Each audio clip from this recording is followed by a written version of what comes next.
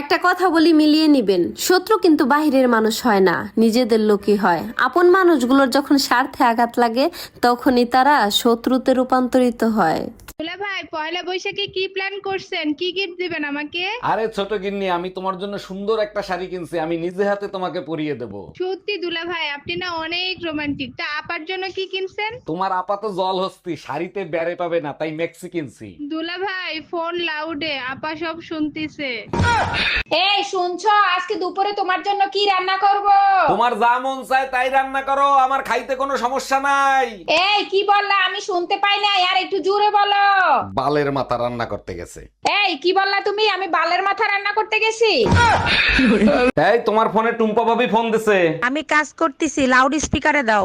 ভাবি, আমার বেডরুমের লাইটটা কেটে গেছে, আমি তো অন্ধকার ভয় পাই, ভাইরে যদি একটু পাঠায় দিতেন। অবশ্যই পাঠাই দিতাম, ও তো বাজারে গেছে ভাবি। এই গরমে বাজার করা যায়, তাই তাড়াতাড়ি চলে আসলাম।